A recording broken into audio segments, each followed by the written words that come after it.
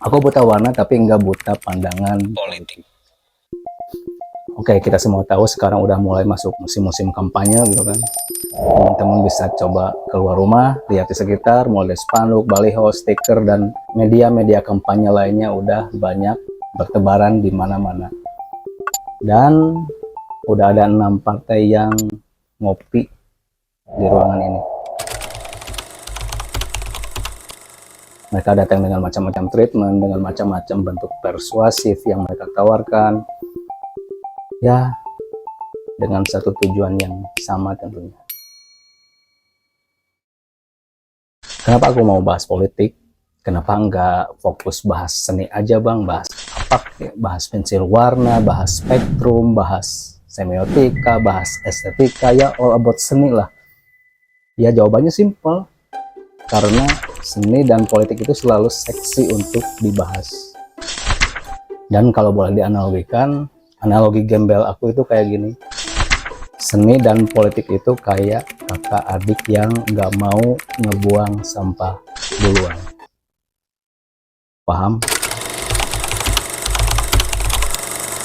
Ya bagi teman-teman yang masih skeptis atau apatis sama yang namanya politik, ya perlu digarisbawahi di sini aku mau ajak teman-teman melek politik ya, bukan terjun ke politik. Atau ada yang udah terjun ya monggo silahkan, bagus gitu kan, nggak ada yang salah kan. Sekarang siapa sih yang nggak berpolitik gitu?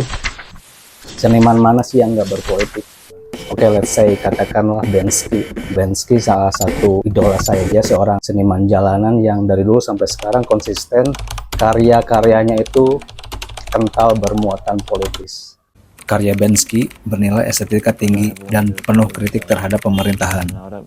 Ya, karena dianggap relevan, karyanya pun bisa dilirik dan diterima oleh banyak orang, bahkan dunia.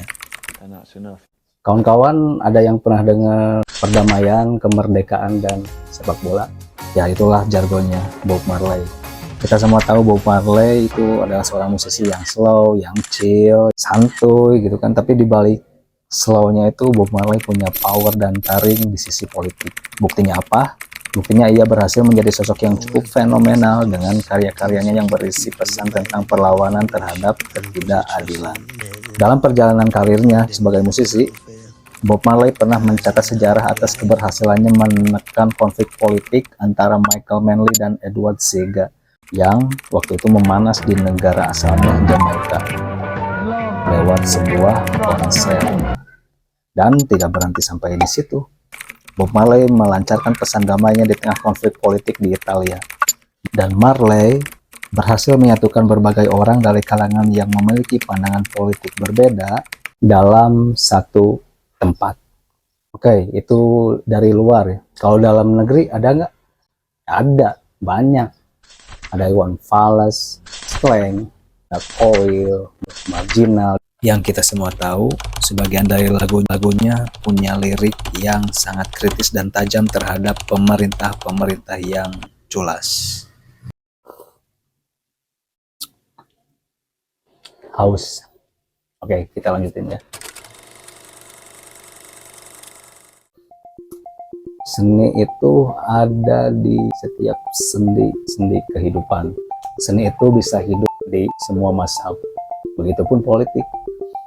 Jadi naif rasanya kalau kita masih menafikan eksistensi keduanya. Harapan dari saya, ya syukur-syukur kawan-kawan yang nonton ini, yang jadi wakil rakyatnya nanti.